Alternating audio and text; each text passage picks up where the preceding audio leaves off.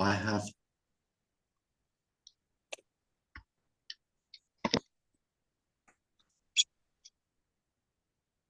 just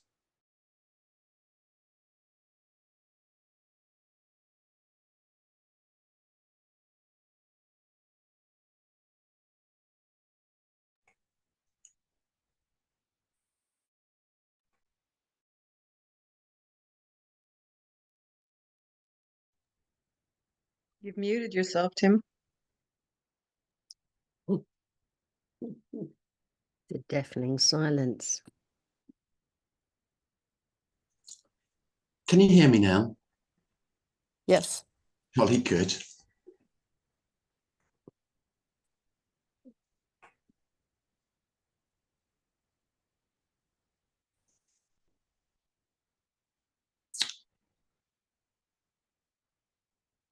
So what do you want to know?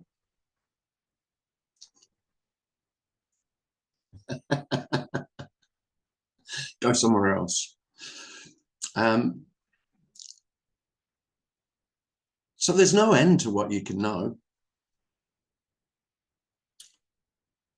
What's being suggested is that all knowledge is relatively valuable and absolutely worthless.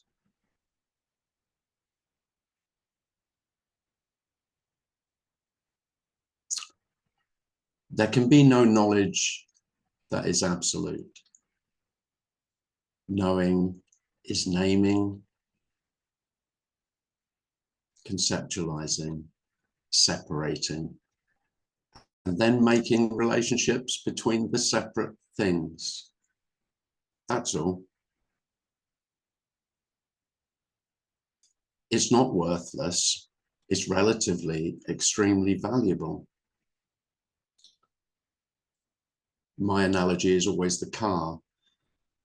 Not being an expert in the internal combustion engine, let alone an electric motor, then I go to an expert who knows those things.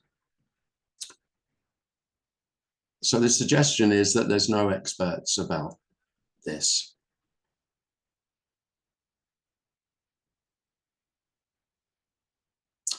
And when I say this, don't think for a moment that I know what I'm talking about. To know what I'm talking about, I would have to know everything, and I would have to know nothing. That's a tall order. But there is the greatest paradox of all, is that this is completely known with or without any knowledge. This is completely known without any understanding. This is all knowing without any knowing. So you won't know that. When I say completely known, it's that it can't not be known. It's all there is.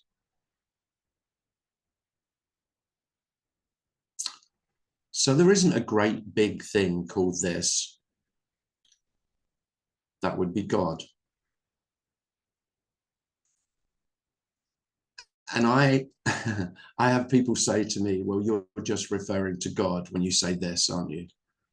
And I go, well, I can see how it could sound like that, but I don't have any sense I'm referring to God. But maybe what I am doing is saying this, whereas other people who have spoken about it, this, have referred to God. Maybe, I don't know. But this isn't something. So you'd have to conceptualize God as not something, which is not easy to do.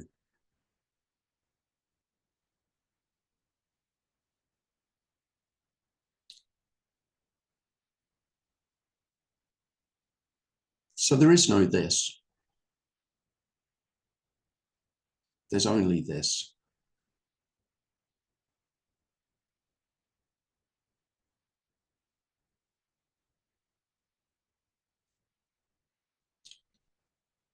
And in order to find this, of course, the only way, just rationally speaking, the only way that anyone would find this would be to be separate from it.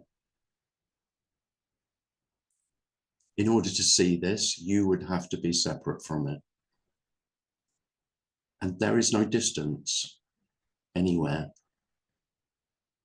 All distance is imagined. All separation is imagined. There is no space between objects.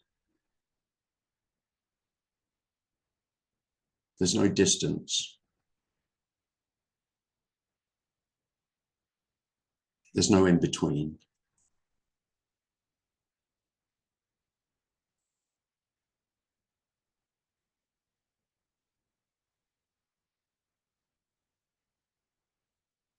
And I could say this is whole and complete, and that feels right, simply because there couldn't be anything outside. There couldn't be any more or less. There's no possibility.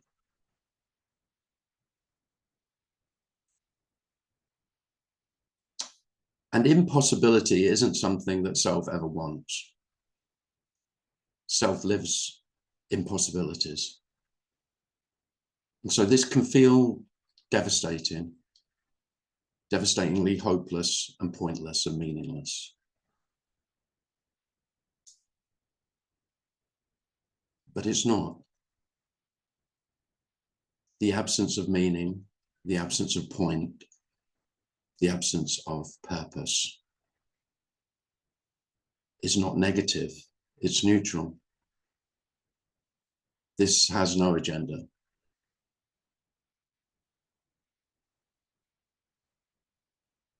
It can be glaringly obvious that agenda is just for me. I need a point. I need meaning. I need purpose. Otherwise, what's the fucking point? Well, beautifully, there isn't a point. And so any point, if every point is equally pointless, of course, it's fine.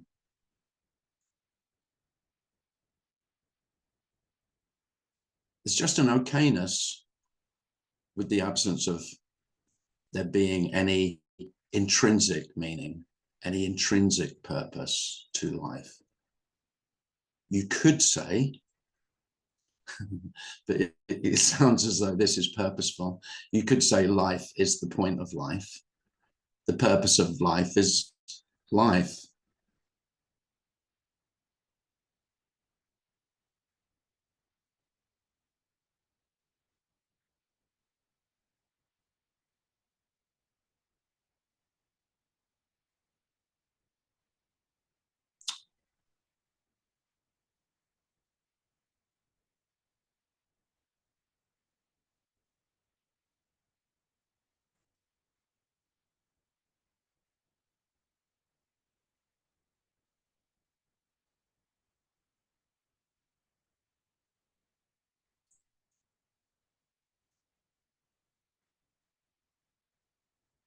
And the problem with self is that it makes its own purpose and its own meaning of life the right one,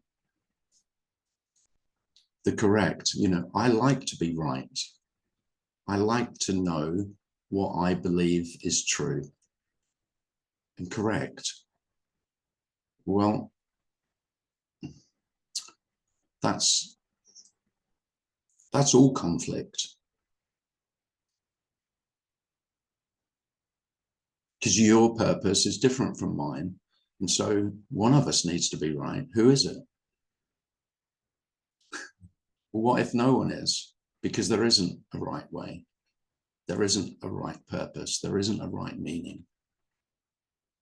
Because everything is intrinsically, utterly devoid, empty, in the most absolute way, empty of all intrinsic value, meaning. and purpose. That sounds nihilistic, and yet it feels like love. There's so much love in that absolute open neutrality.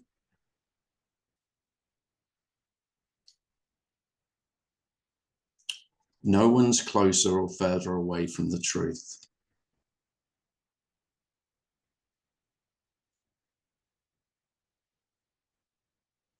So there are no experts, there are no winners.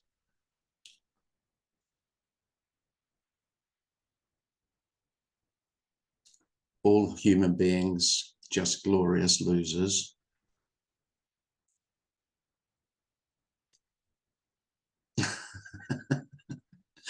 And human beings are much more beautiful when you see everyone as a loser.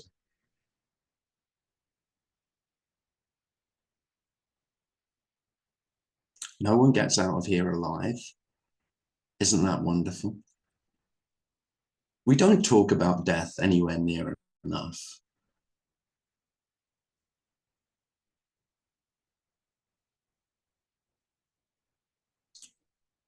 We're very good at seeing the inequalities between human beings in life and miss the absolute equality of death. And death is ever present. It's not somewhere else. Death isn't waiting for you. Death is in the midst of life. This death and life are not two.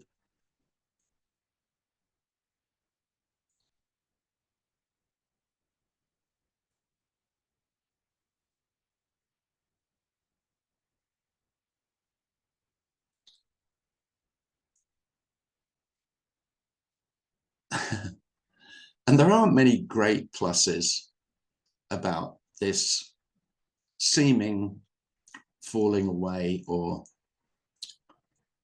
non-appearance of the conviction of being me. But probably the biggest one is the absence of that existential dread and angst of death, of my life coming to an end, that my life is, it began at birth and I'm 3/4 of the way through it, if I'm lucky. And then I've just got a few more, a few more bad years to come. You know, no wonder most human beings feel shit about life. Well, that isn't how life actually is. That's all imagined. This is always just as it is. It's really not moving forward. There is no timeline. Without a story, none of that exists. You can't really say what does exist. I don't doubt that this does exist, by the way. This isn't some, I don't have the sense that this is some spiritual state where I've seen through the illusion of appearance. No, appearance is all there is. There isn't anything else. It's more real for not being real. By not being real, I mean in the sense of continuation. You know, there aren't any real things, but this is as real as it gets. I don't imagine other realities. I used to, because I was trying to escape. But all illusions of, or all fantasies of other realities are equally this, aren't they? You know, if you're imagining, I don't know, astral travel,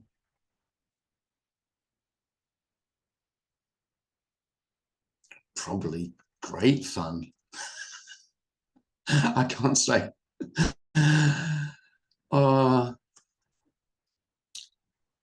Being a superhero, that was my childish one, of course. Look what superhero I've turned out to be. Shit guru, man.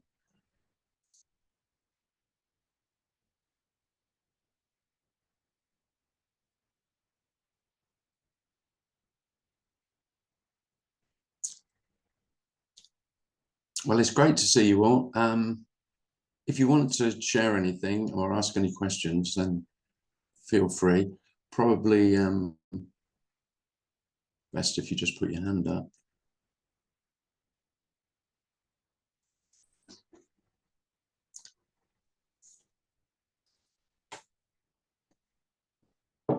Freddie. Hey, Tim. Hey, Freddie. Lovely to see you. And you. I was just thinking about what you said at the in-between, Mhm. that you know, that me is perpetually in between, Yeah. and how very unsatisfying that is. I mean, just there's you know, between a rock and a hard place. Yeah.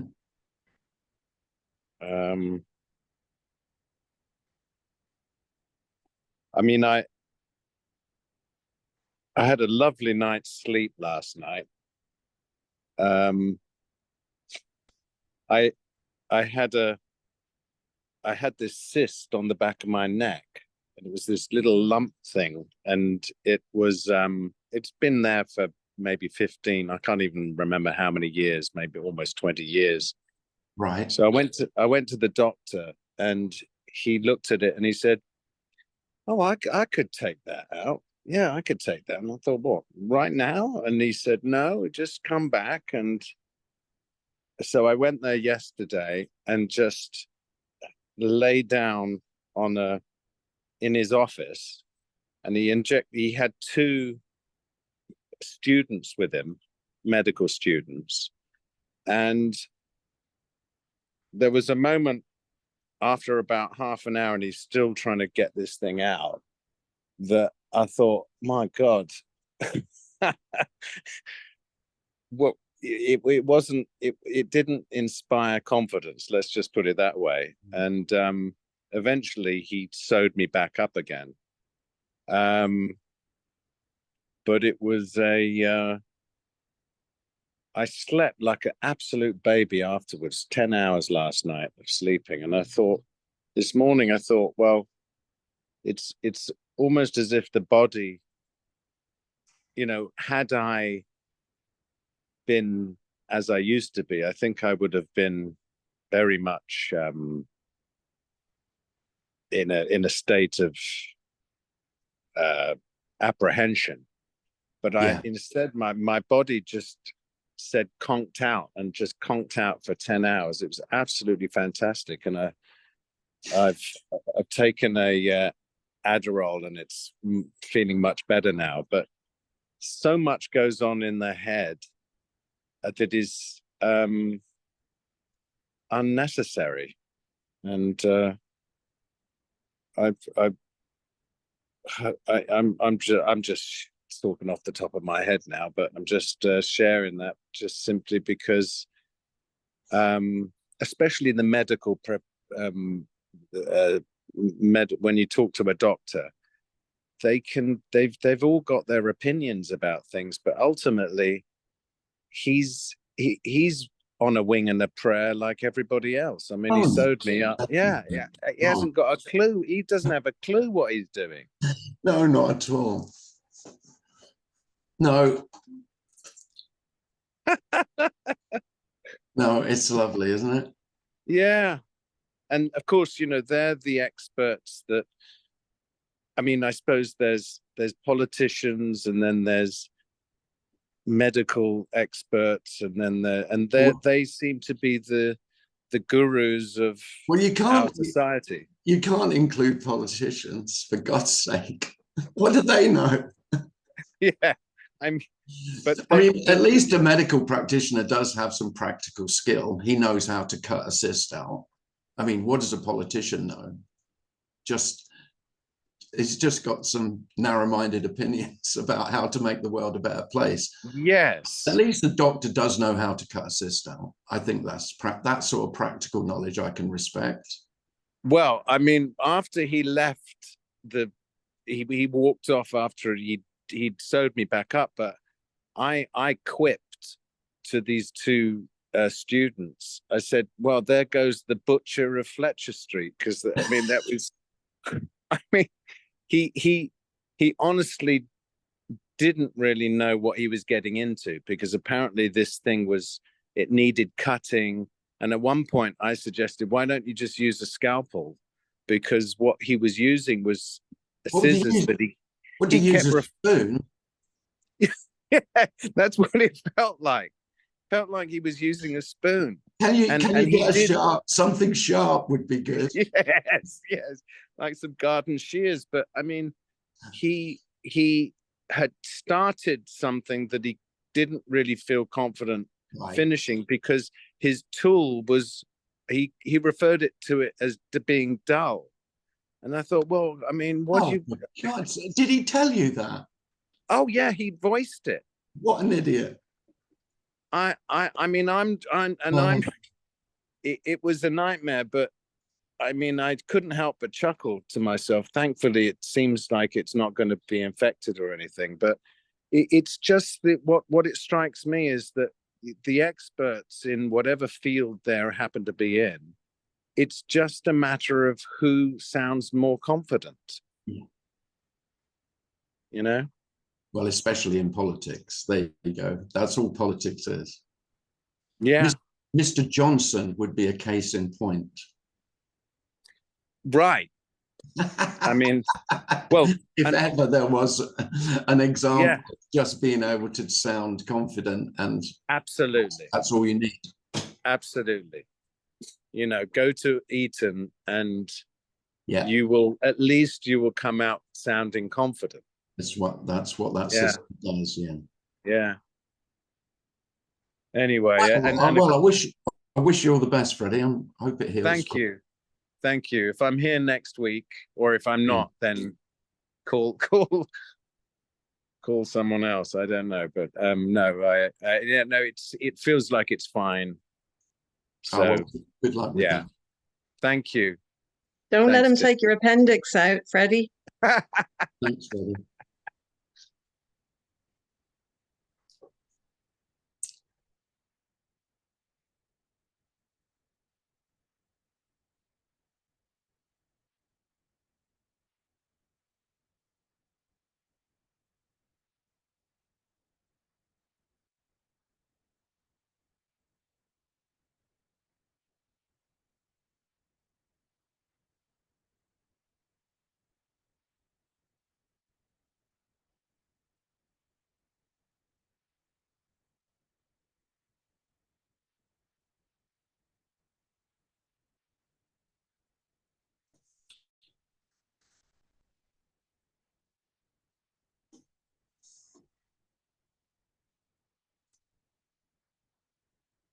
I wish I had a question for you, Tim, but all the questions usually fade away when I'm in your presence. Who's that? Cliff. It's Cliff. Yeah. Hello, Cliff. Well, but it inspires me. The things that you say, they land in such a nice way. It's illuminating. Yeah. You said it's more real for not being real. Yeah. And I said that, I go, yeah, but it's absolutely 100% true. I was talking to someone about illusion the other day, and where someone was saying, "What's it mean that this is like an illusion, like a dream?" Mm-hmm. And I said, the illusion is that these things are real, they're substantial by themselves, independent of us. Out there. That's the illusion, that nothing's changing, that there's objects out there apart from us. I said, that's the illusion. The appearance is what's real, more real than the illusion of there being something substantial there. Yeah. So it was just a nice way to phrase it. And I don't think they understood what I was saying the other day, but when you said it, I was going, that's what I was trying to say. Yeah, it's don't go around telling people everything's illusory. Yeah. Right. But I don't have any sense when I say it's more real, it's less illusory without the conviction that each object stands alone in its separate isolation as a real thing. Yeah. It's the reality is whole. That's it. But you just can't know it because there isn't a separate. Well, there isn't anyone to know anything. In order that all we know is names of things. Yeah. You know, that's something that I haven't been able to put my head around. Not that there's a reason to, but you know, there are on the internet there are teachers that talk about, and I think you've said it too. There's no experience, nothing happens, right? There's no consciousness, doesn't exist. This kind of a things, and I've always been puzzled by what's being meant by that, and whether my interpretation is, for lack of a better word, correct or more accurate or more helpful. And there's to me, from what I see, what arises here, there's experiencing, there's things happening. Yeah. There's nobody experiencing it.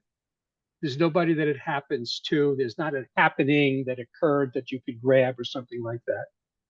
But there is just this flow of experience and happening and arising. And that just seems to be all there is. It's just explosion of phenomena. But I wouldn't say there's no experiencing. So No, am I missing something there? No, you could say there's only experiencing. I tend not to use the word experience at all because I mean, it doesn't matter. I mean, I think people could speak about this. Other speakers might say there's only experiencing. But the thing about the word, using the word experience, it does sound like it needs someone to experience. Yeah. That's why I don't use it. Mm-hmm. So I mean, it sounds like I really pick and choose my words really carefully. That's not how it is. It's just how it comes out. But yeah. the experiencing sort of needs an experiencer. It can sound like that. Mm-hmm. Yeah. And when I say there's no experience, really all I mean is there's no one experiencing. It's the same thing with I would assume with knowing. Right? Yes, this is similar. Yeah. There's a sense of knowing. Yeah. But there's nobody that knows anything, and there's nothing to know. There's no objects out there to know, and there's nobody to know it. But there's just being, knowing.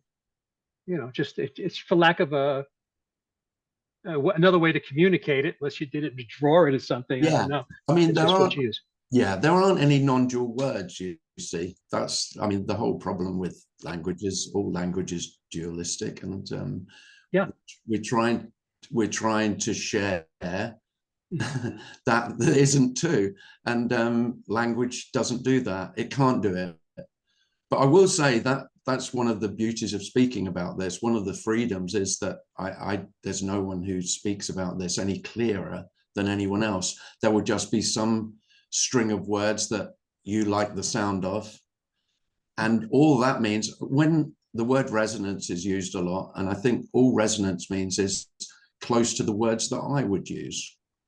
That's all it ever means.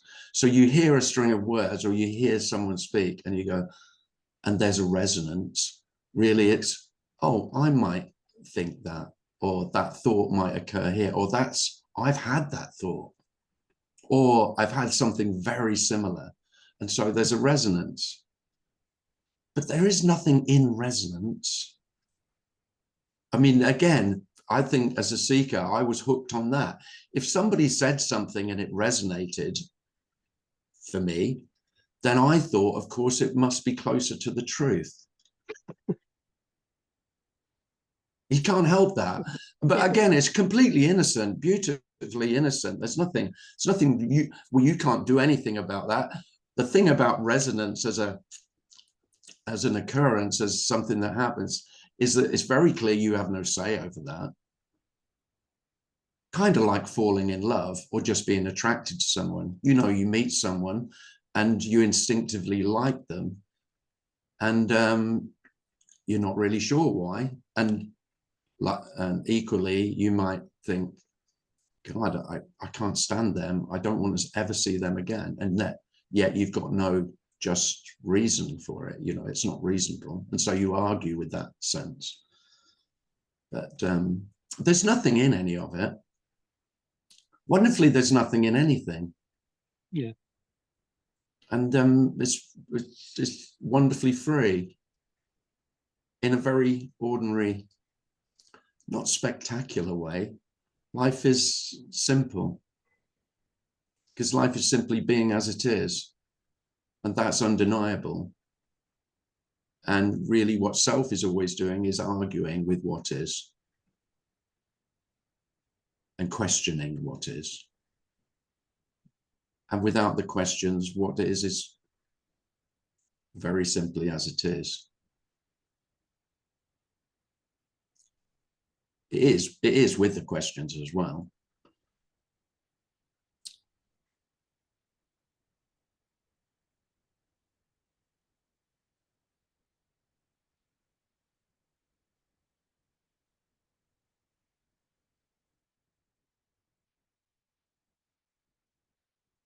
Thanks, Cliff. Razia. Hi. Hi. Tim. Hi, everyone. Like referring to what the last speaker was saying, I just want to add something, but I don't know if it's relevant. It's like when we talk about knowing, right? Knowing, apparent knowing that seemingly happens, right? And there's like three ways of knowing things. One is inference. The other is authority. And the third is experience, right? So if we're looking at like inference, right? Okay, the train comes to a particular station at 7:10. Now I'm not at the station, but I've been there all the time, quite a few times, and it's exactly at 7:10, the train is there, you know? So that is inference, right? Someone asks me, is the train there? I'll say, yes, it's there because I'm inferring that it will arrive at that particular time. Right? So that's how we know. So then the other one is authority, obviously all the books that have been written, and then we have speakers like Tim and Michael and stuff like that, who seemingly are authorities, right? Within, like not in a hierarchy form or something, but within the dream there emerges people who are sages and who are saints. And then obviously the last is experience. And I mean, that is, most of us would want to have an experience as such, you know? But then we can go on this thing, like where we want the experience much more than we want this, you know? We're searching for the experience, this high, or whatever. Like someone says, okay, ayahuasca will give you this. Or you're going to take DMT and it's going to give you this. You know, I mean, so it becomes all about the experience rather than about what it's supposed to be, you know? It is this beauty, this love. That's all it is. And we're searching for the next high. We want to experience this. I mean, there's nothing wrong with experience. Obviously, experience strengthens your convictions, maybe, you know, that there is this love that exists. And but as long as we're not, like, you know, involved more in that than in, and I don't know, like in my book, like I looked at it and I said, I don't know, that maybe meditation is the best way to go, you know. But I don't know for sure. Thanks to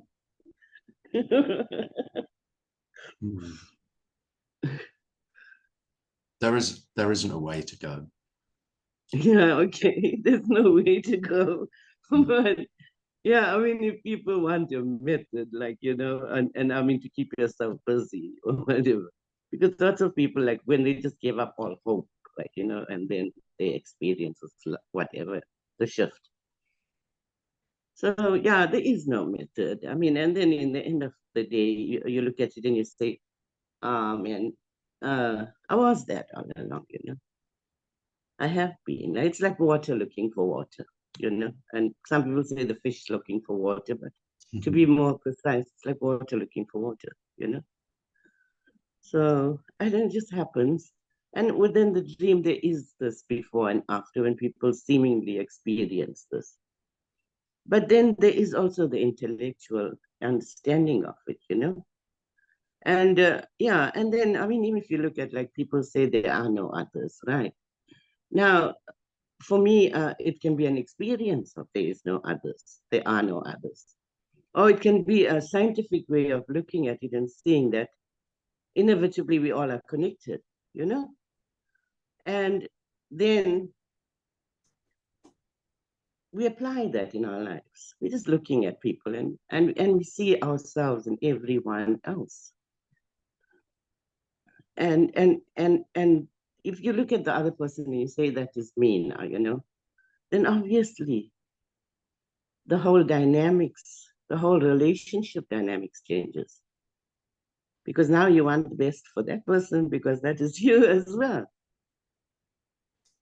Thanks, Stu. Oh, thanks, Rosie. I don't, I can't emphasize enough. I don't see myself in other human beings. Yeah. I don't. Yeah, well, I do. You do? Yeah, I don't.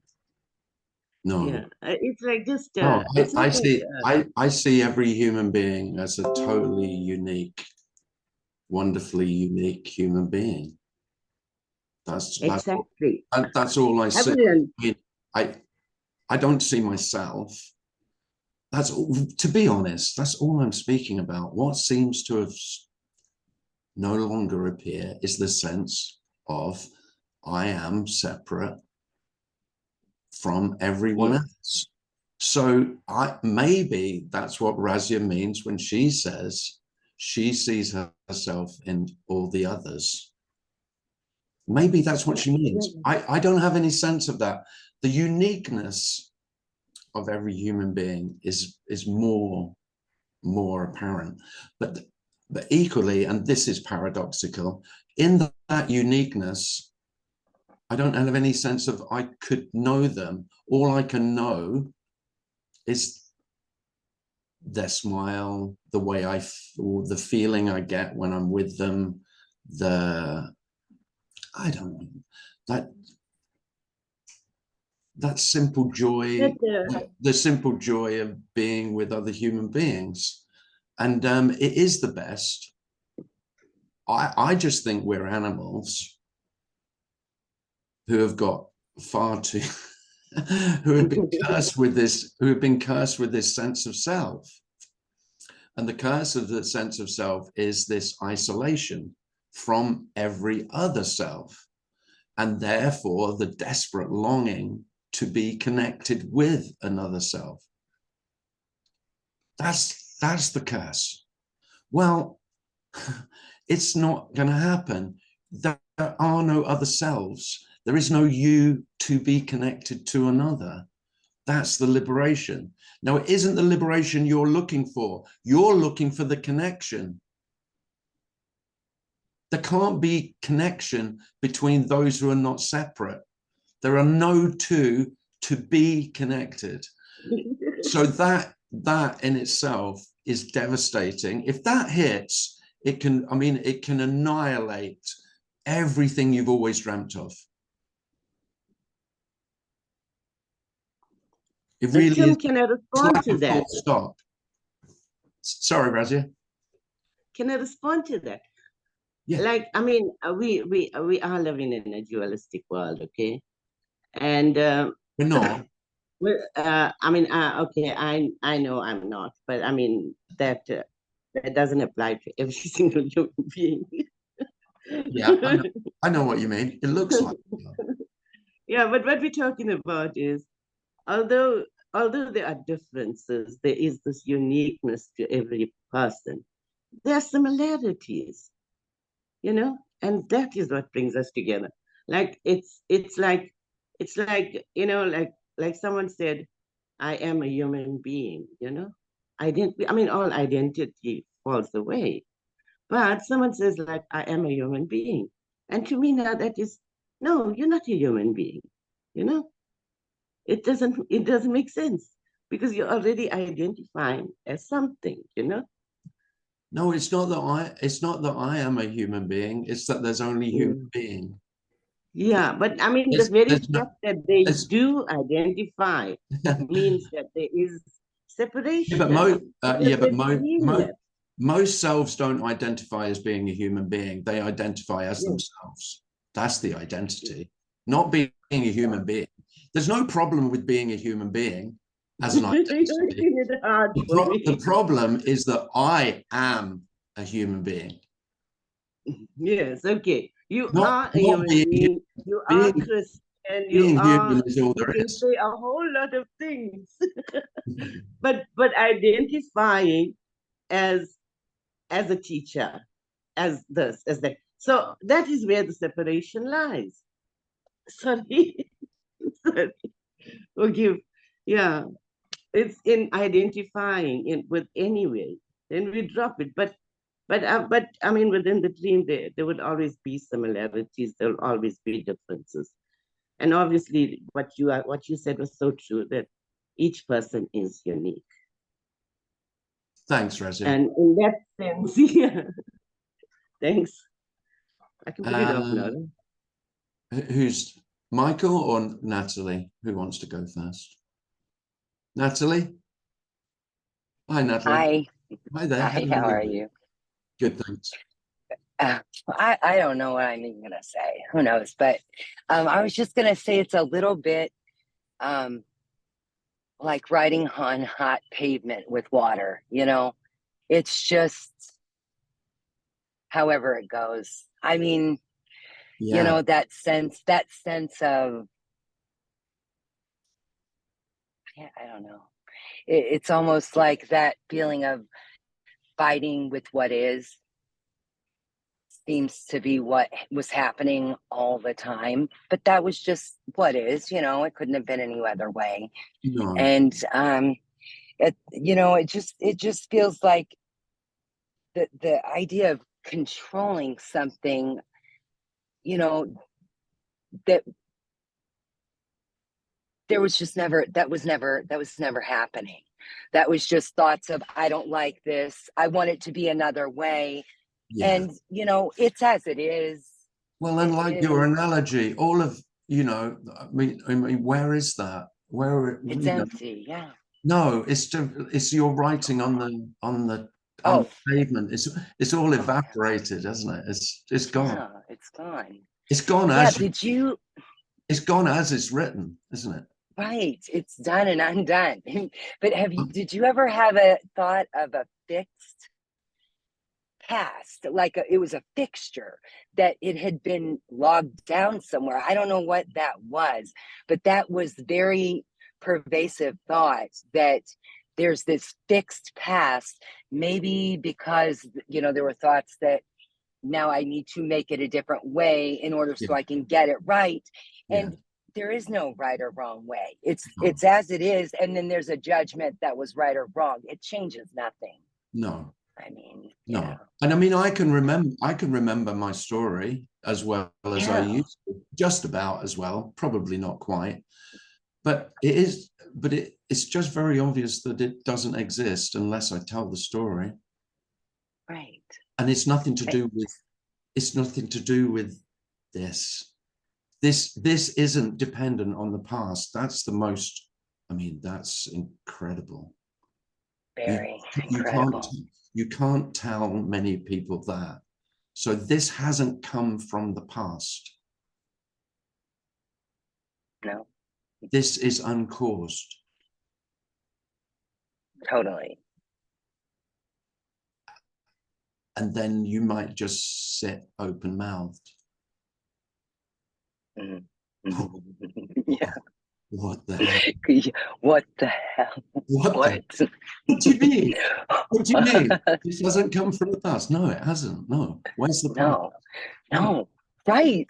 Yes. And that it's so mind-blowing. Like, where the fuck is it though? It seems like a fixture. Exactly. It really used to seem like that. Exactly. But self needs it to be a fixture. If your past isn't real in the way you've taken it to be, you die. Yeah. because you do not exist in time and space as you've imagined yourself to exist. That's all we're speaking about. It's an elaborate, I don't know how the brain does it. It seems universal that every human being takes on this identity, which we call me. And there is, and the weirdest thing is if it evaporates, I mean, nothing changes. Because that's how existent you were. There never was. So you don't appear, and then you don't even notice that you don't appear. That's how fucking significant you are.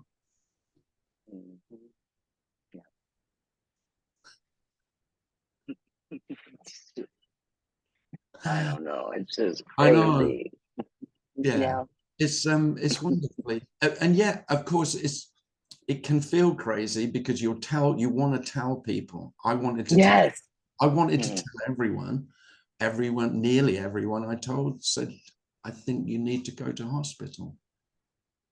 Yeah, I've been told that. But then I stopped. I don't say it. So then then I stopped telling people who I meet in shops and in the pub and at the golf course, and I just tell you lot because you like it. Most people fucking hate it and want to have you sectioned. Well, I like it. It resonates just as much as someone who comes up with a big piece of chocolate cake. It resonates, yummy. I love it. Thanks, Natalie. Thanks, Tim. Thanks, Natalie. Lovely to see you. You too. Michael.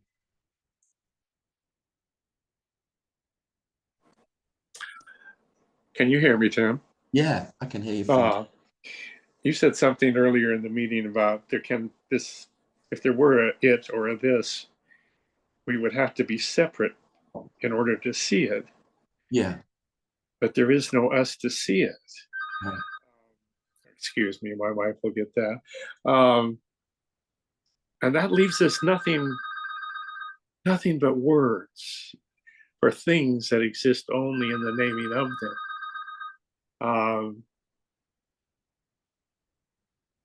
I think she's going to get that. I'm sorry. That's all right. Oh my. With that, I'm left with absolutely nothing. There's no handholds, no footholds. Mm-hmm. And that whatever it is, that emptiness, sublime emptiness. And into that, everything seems to pour. I relate to people far differently now than I used to.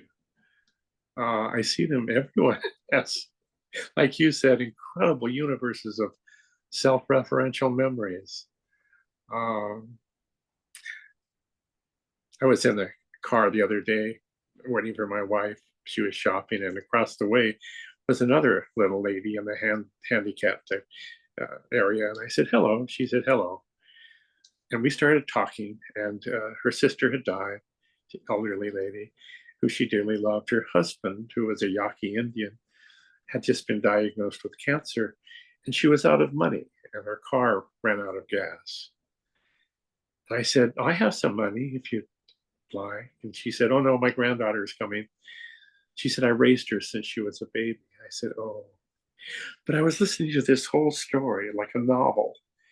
Just a few pages, just a few paragraphs I got of her life. And I fell in love with her, and she's part of my world now. I saw how courageous she was and how brave and how giggly and little. She sitting in a car by herself, out of money, and her husband's dying, and her sister died. She's this little chickadee in life. She's a warrior. I fall in love with everyone I meet. I had trouble with the computer, and I bought a new Mac. I'm on my iPad now, and I fell in love with the kid that was helping me. And like, it was one of those things, I'm getting old and I didn't remember my passwords. And I was there for half an hour and he worked with me. He was so gentle and kind. Nice. And we went to this, my wife has a scooter, and I went in there was a baby and I was talking to, and she was from Spain. And, oh my God, I just fall in love everywhere. I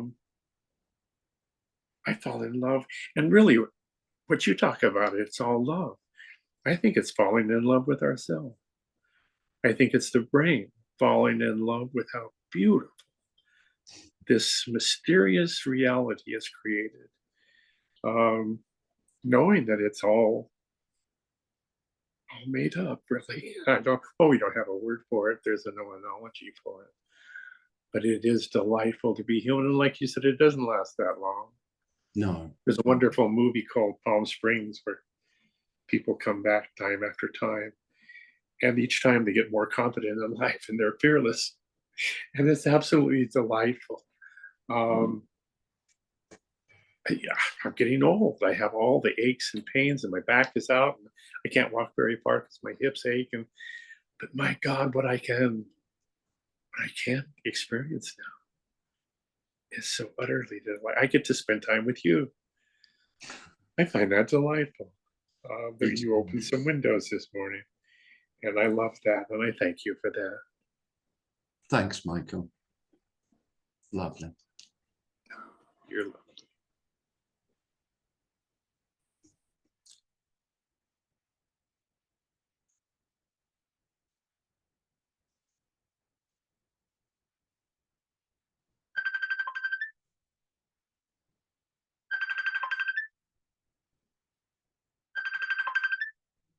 Same as you, Michael.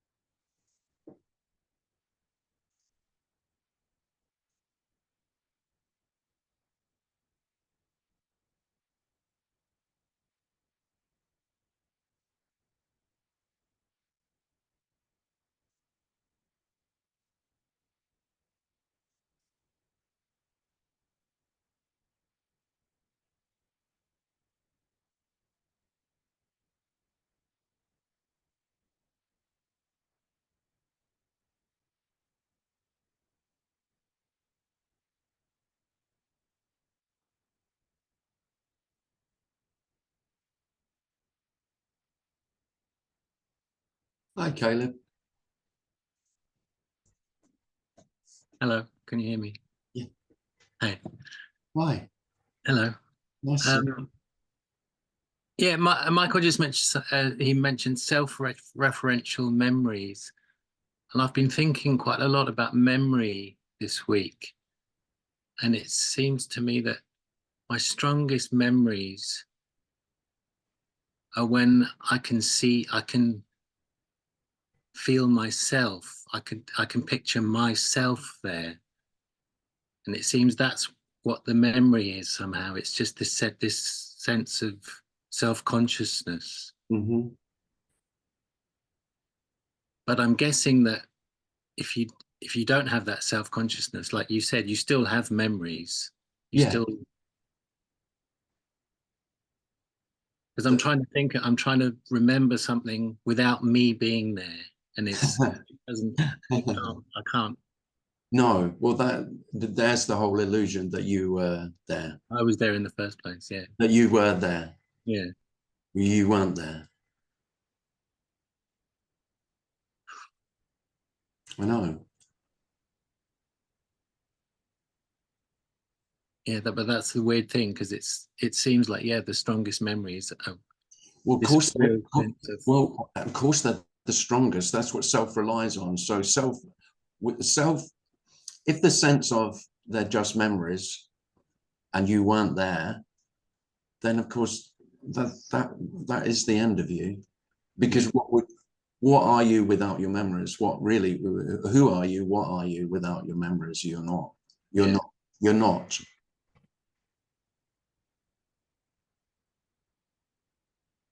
So self has to say I was there. Right. And self has to have the sense of I was there. Otherwise, I don't exist, do I? Yeah. Yeah. You know, I can't just appear as this. I mean, there's without my story being real, and by real I had to have been there. They have to be real events. Yeah. And the reason I know that they're real is because I was there. Yeah. And I have the sense of I was there, and they happened to me. Don't argue with me. When you hear two people giving different accounts of what happened when they were both there, Yeah, they're they've always got two totally. Surely can't everyone see? Well, self will dismiss it because, of course, they have to be wrong. They have to be wrong if their story of what happened conflicts with mine. Otherwise, my very existence is threatened. Is because if I don't know what really happened, of course, I don't know I really am. I don't. And that's the truth. The truth is no one knows who they really are. But that's the powerful illusion as what is that I was there. I know what fucking happened. Don't argue with me. Yeah, but I think because I know my memory is very fallible, and so I would. It's not so much that I know what happened.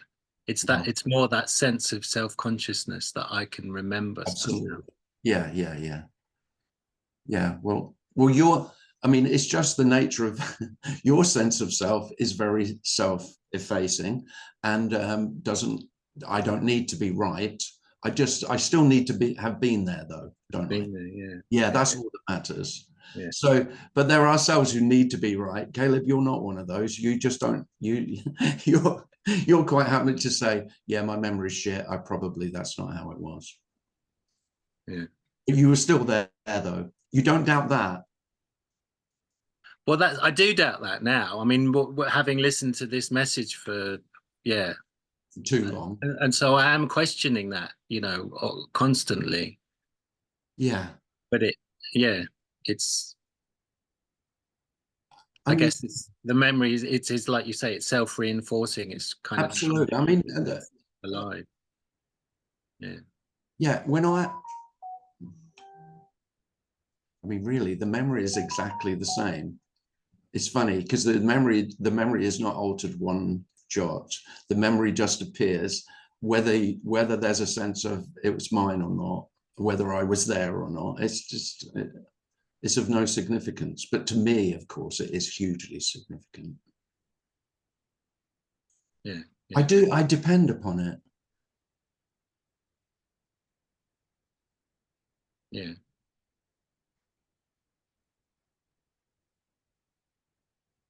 I mean, of course, that none of that ever happened. I mean, memories aren't about the past. A memory just appears absolutely fresh and new when it happens.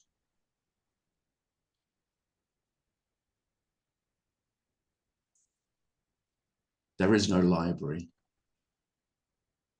Well, as you've rightly said, Caleb, if there is a library, it's totally unreliable. It's not like it is down in print. It doesn't seem to work that way. It's not. It's not written in tablets of stone, is it? No, invisible ink. Yeah, it's just memory appears just like anything else appears or not. Yeah. I mean, that can be very obvious when you're looking for a memory and you can't find it. I mean, that's a common occurrence, isn't it?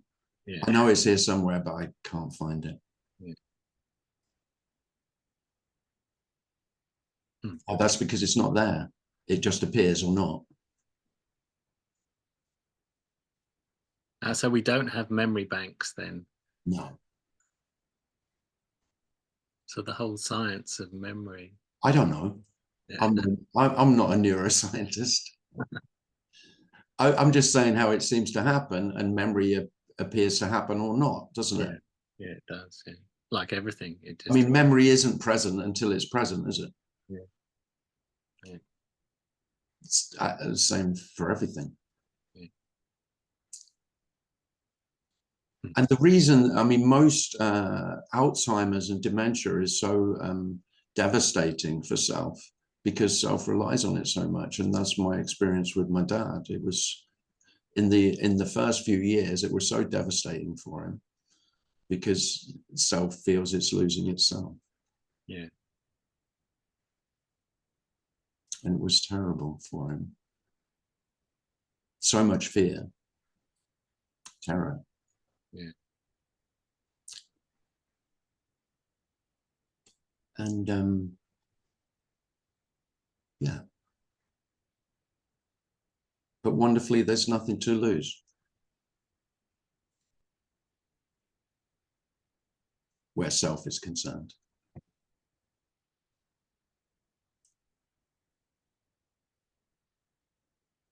You already have nothing. Isn't it wonderful? I mean, that's the great news. The great news is, the most wonderful good news is that every human being is in abject poverty. In that they already have nothing. Not even themselves. Which is the thing that most human beings hold most dear, is their sense of self. That's the most precious. Well, you already don't have that. Whether it's appearing that you do or not, you don't. There's no one who has that.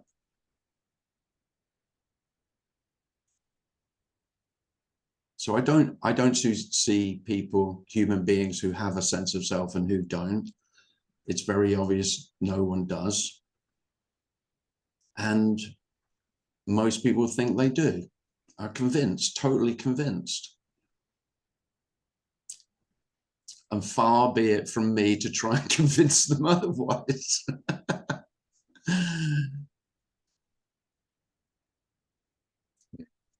No, thanks, Tim.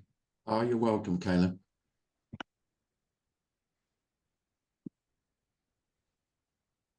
Well, thanks for coming, everybody. Lovely to see you all.